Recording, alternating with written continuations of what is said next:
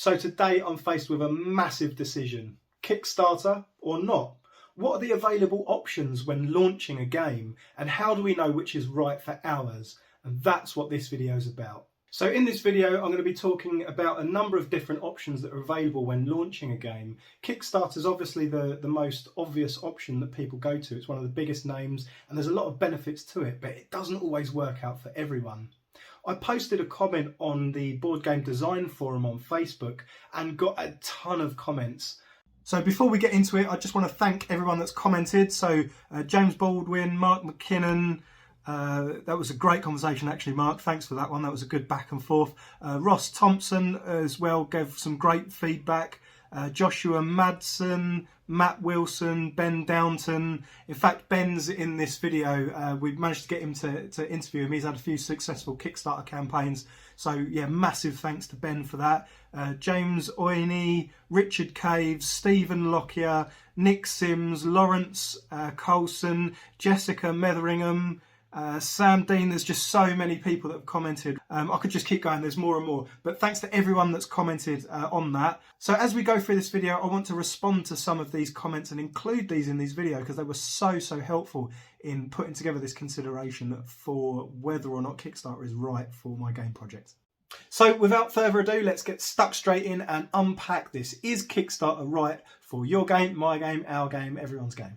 Being in business for a long amount of time, I can transfer a lot of those business skills into launching my product, and it gives me a good understanding of how to launch a product in a general way. So Kickstarter is touted as one of the platforms where game designers can launch their product and realise their product without the upfront costs that it would take, and that don't have the power and the might of these big publishing companies that have a lot of money behind them that can do these huge campaigns. And so Kickstarter initially was designed for that reason, so people could put their ideas online and you could find backers and people that supported your project to fund that, and you could get your products and prototypes made, sent them out and give final copies to people as rewards for those pledges.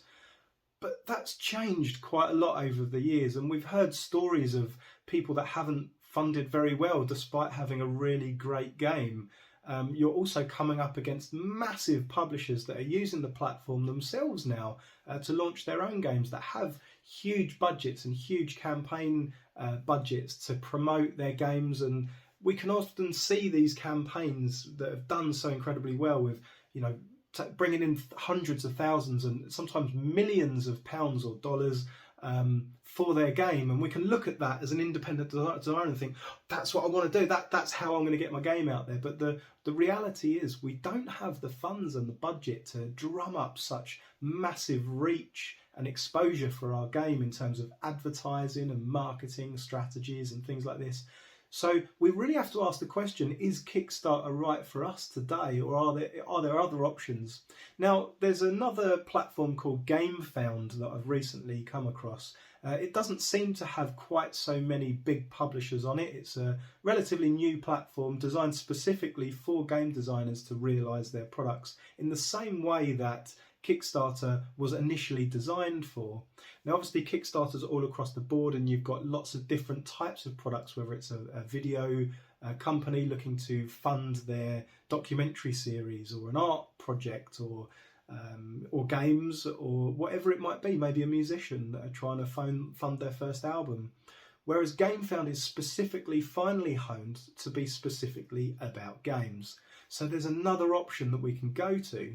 So obviously I haven't launched my game yet, so I can't personally speak from the perspective of a successful launch.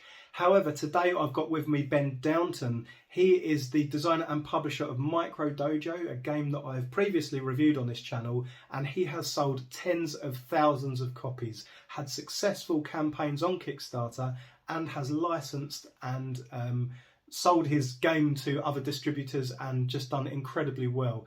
He's managed to avoid some of the pitfalls that so many people face. So I've managed to ask him, how did you do it? What did you do? So we're going to go through some of those as well to help us better understand if Kickstarter is the right platform for us. So Ben, let's introduce you. Who are you and what do you do? Yeah, so I'm Ben Downton from Prometheus Game Labs. I've had 2 Kickstarter campaigns, both funded. The first one being Micro Dojo, which was the game that fits in an envelope and shipped out sort of internationally very cheaply.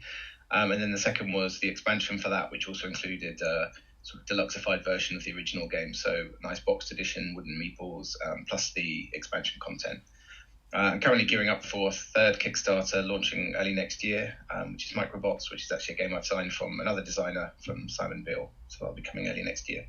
So Ben, your game, you've made a much smaller version for your initial project, and then expanded on that and made a more deluxe version, I think the term you used. Tell us a bit about that. How did you get to that decision? No, I started with that in mind, actually. I think the first game I started working on was for like a couple of months, and it wasn't going in the direction I really wanted it to. And I had a chat with a friend, Dan, who created the game Lander. I met him a few years ago, and it was sort of the first time I'd met a game designer, and he was really sort of on top of everything. I was quite impressed. So I had a long chat with him about saying, what's it like to kind of create and launch a game? And he said, look, the best advice he gave was to start with something small. Because you can spend years sort of developing a game and then not have any success on Kickstarter, and you put a ton of money into it, and I like that idea as well of sort of starting and creating something quite small. I actually had a game from 2014 called Province, which was the big inspiration for this. I don't remember if it came in an envelope. I think it may have done, but basically a friend gave it to me. It was like $5 on Kickstarter back in 2014. A friend gave it to me as a gift. I was back visiting him. We were on our way to go to a wedding, and he said, "Oh, hey, I've got this game," and it fit in like a little plastic baggie. It was a little worker placement game. We played it on the train, and then I put it in my jacket pocket and basically forgot about it. And it was just brilliant to be able to play this little sort of full-fledged game. One of the complaints I had about it was that once you've played it 4 or 5 times, it's kind of the same game every time. Which, I mean, for $5, if you've played it once, it's not a bad deal. I've got games that I've certainly had less value of per play, but so I started with the idea of producing something sort of that would fit in an envelope. Then I looked at planning to ship from the UK. I looked at Royal Mail's sizing guidelines, and I found like a C5 envelope was sort of the biggest thing you can send as a letter, and up to 100 grams. So I thought, okay, great, I'll fit my punch board inside a C5 envelope, and then once I knew that was what I had to work with, everything else kind of went from there. Like I knew it was going to be envelope sized and sort of underneath that weight. And then, I just designed the components for the game to sort of fit in that. So I started with that end goal in mind. So obviously when producing a game, budgets play a massive role. Can you tell us a little bit about the budgets that you set and how you sort of made those decisions? I kind of started with the price in mind, actually, and then worked to hit that. So I wanted to have a nice round number of £5. I felt, 10 is a little bit, it's not exactly a tough sell in the world of board games, but still 5 is sort of so cheap. It's, at least out here where I live in Dubai, it's about the price of a cup of coffee, right? So I wanted it to be a no-brainer for people to pick up, because I hadn't had any successful Kickstarters before. I wanted to make it basically easy enough for people to pick up. Like the whole plan was sort of to have people go, okay, what's this game? Never heard of it. It looks kind of cute. Okay, it's £5 plus, £2 shipping sort of internationally, or £1 in the UK. So, what have I got to lose? Even if it, my thought process was as a customer, even if it never arrives or it turns out to not be a good game, or even if you play it once or twice and go, yeah, it's all right, then, you've still had good value from it. So I wanted to make it really easy for people to kind of pick it up. And then the plan was for to sort of use that audience who hopefully liked the first game to then sort of build on that and build bigger games and basically build an audience through that. So you could almost think of the first game as more of a marketing tool than a game, although I think it is a really good game as well. So going through this process, what was the biggest hurdle that you faced in developing your game? Because it's a low cost game, it means there's a lot of things that you just sort of can't really afford to spend a lot of money on up front. And that was kind of the plan, right, which was not to invest too much, to kind of, for one, to try and keep the cost down as low as possible. So, I didn't invest a lot of money in, a marketing partner. I didn't have a fulfillment partner. It was me and the family stuffing envelopes. For everything like sort of accounting and stuff, I had to figure that out myself. So, for one, it was not spending money on partners that would help out. It was also sort of deliberate because it was a good way to learn the entire process, like see what parts I'm good at, what parts I'm not so good at, what parts I enjoy, what parts I don't. So it was still definitely a challenge. There's a lot of things that can be done easier and quicker with having someone experienced do it than you learning it yourself for the first time. I think that was probably the main challenge, actually. Most of the stuff, it just took a lot of time. Like, I would say developing the game to the point where it was ready to commission the artwork was about 6 weeks. Probably went through about 20 or 30 play tests at that point and had about sort of 80 to 100 by the time it launched. But if you think of 6 weeks as sort of the design and I suppose some of the development time, and then it was about 8 months to launch the Kickstarter. So that was definitely the majority of the work. So when it came to manufacturing and setting budgets and how you were going to logistically put this together in view of Kickstarter and the demands of Kickstarter, what did that look like? I mean, it's still super cheap to produce because it's basically just a punch board and a rule book. I did also add in a sheet of cards for the solo mode that was sort of added in during the campaign. Originally, it was a print and play, but because the campaign was successful enough, I was able to kind of get those printed. But still, the manufacturing costs are very low. I got them done locally at a print house here. I printed 500 actually before the campaign, thinking, I wanted to be able to fulfill straight away because the game was basically finished. And I thought if there's more than 500, I'll do like a second wave. But I was thinking I'd be pretty happy if it got more than 500 backers, which I mean it absolutely smashed it, which was a nice surprise. But yeah, sort of printing locally and sort of having those 500 copies, it was still fairly cheap. I think the cost at 500 was about like just over £1 per copy. So still, because it's relatively simple to do, most print houses are fairly comfortable with sort of doing, punch board and die cutting. It's when you start adding all the other components like, wooden components, a box and all of these other things that it gets a little bit more complex and a little bit more expensive. But paper components, cards, rule books, things like that are fairly cheap to produce. So when launching a Kickstarter campaign, we've got to send traffic to Kickstarter, right? Otherwise, our game's not going to get found. So what did your marketing and advertising campaign look like? I know we've talked a little bit before about sort of the 5% fees that they take, but I will say going into the first campaign, I had about 500 people sort of on the email list. So that's 500 people, I suppose almost maximum, that I can tell, hey, this game's launching. And the first campaign ended up with around 2,000 backers. And I didn't really run any ads over that time. I ran a few ads during the campaign, but they didn't really sort of move the needle that much. Maybe they got, sort of 10 or 20 extra backers. So that means Kickstarter brought in around, I'd say at least 1,500, possibly more backers. And, each one of those backers is not just one extra sale. It's one person that makes the project look more popular, makes it look funded. It's also one more person that then Kickstarter sends an email to their friends saying, hey, your friend just backed this. So like one backer actually can have quite an exponential effect. So I would definitely do Kickstarter again.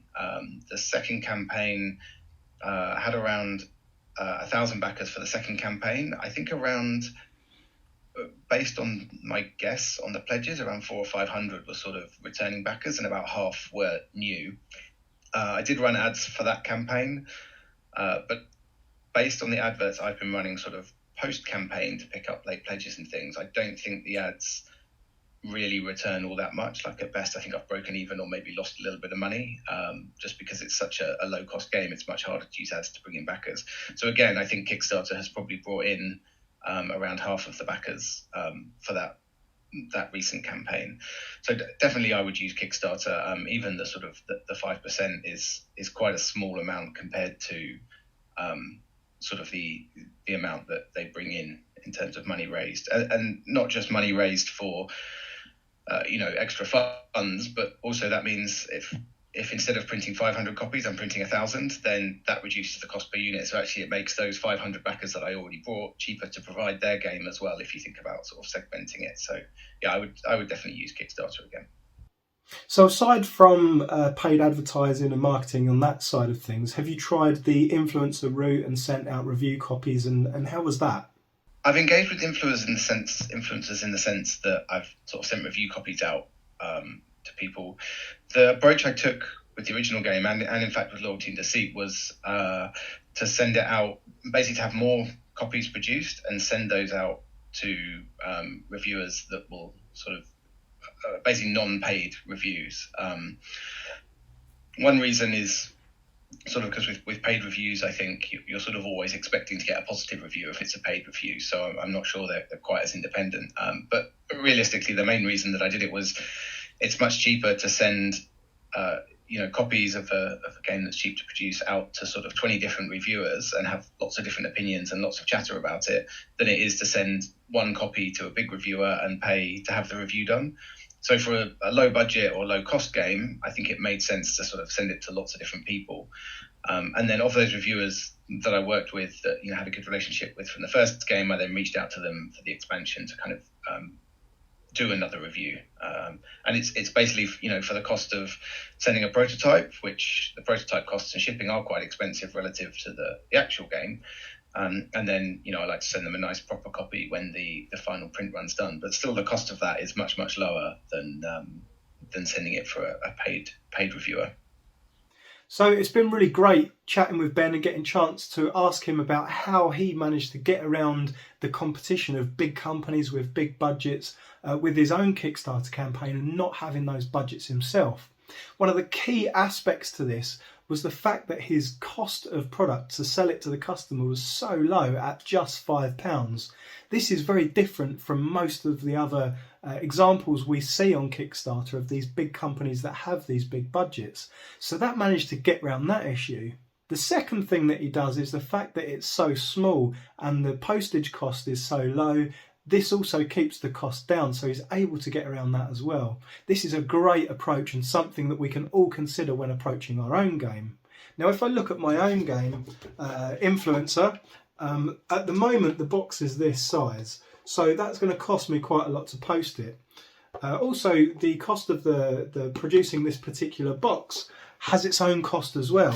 However, if I'm to put it into a postage envelope like this, I could get it through the door very easily, and it's not going to cost as much to produce it. So the question is, do I take that approach? Perhaps I could make another version that I could sell at just the card level, print off a rule sheet and just put it in an envelope to keep costs down, keep postage down, and that might be an avenue. So that's one I'm considering. So that option I can use for either Kickstarter or Gamefound.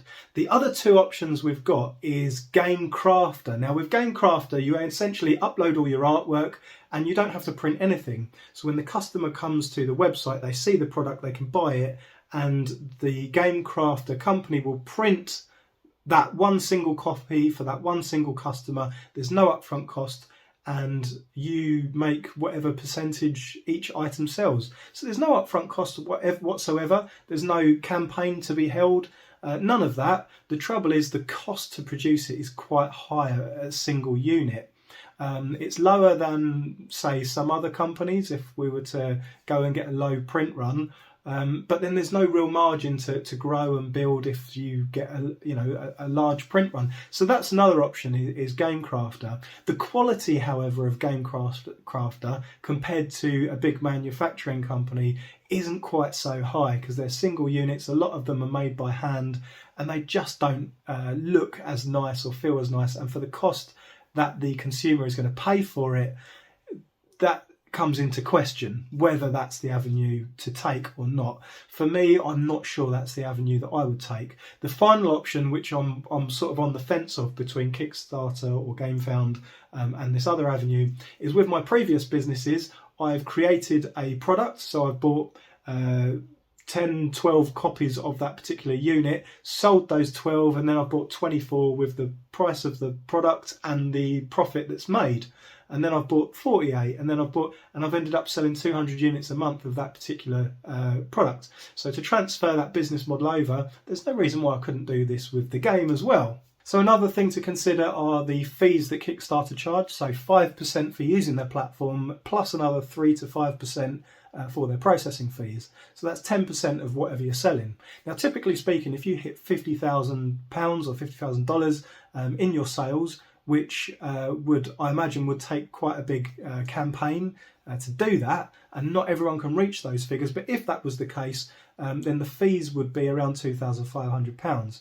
Now you can't, in the grand scheme of things, they've suggested that's not a lot, but for someone that's an indie designer like me that doesn't have that sort of a budget to do those marketing campaigns, that's quite a lot. So you've really got to weigh up what position you're in if you've got those budgets to give to those sorts of campaigns or not. And what your product is, what your sales cost allows for. So there's so many factors to consider. So ask yourself if that 8 to 10% is worth sacrificing for the sake of using that platform and the value that you get back. The final aspect that I want to add into this is the value of the internet traffic that you would send to a particular website. Now, with a Kickstarter campaign, you're obviously sending all your family and friends and followers and pledges and backers all to that Kickstarter page. And the value of all that internet traffic going to that page supports the Google search engines and gives that website an amount of authority when it comes to the search engine optimization. So when Google, for example, if someone searches influencer card game in Google, if I've sent all my traffic to Kickstarter, it will rank Kickstarter higher than my own website had I sent all the traffic to my own website. So there's a value in where we point people in the links that we share, the backlinks that are pointing to those particular websites. So that's another thing to factor in is, do I want to spend myself on sending all that internet traffic to their website, or is there more value to me in sending it to my own website for, thinking further down the line? One of the big aspects to this is the short-term versus long-term campaign. So if it's a short-term campaign and I'm hoping to get the most sales as quickly as possible in a short amount of time, and then following that, whatever it makes, then that may work. If I'm more looking at a long-term approach and printing, and selling on a gradual scale, then that may not work. So again, these are aspects that we need to question and ask and consider. So let me know in the comments what you think. If I've overlooked any aspects, if there's things that need to be considered, how it works for your game, what your experience is with Kickstarter, or what platform you're using. Help me understand, so when I release this game, hopefully I can do it and make it as available to as many people as possible. Thanks for tuning in, and see you next time. Cheers.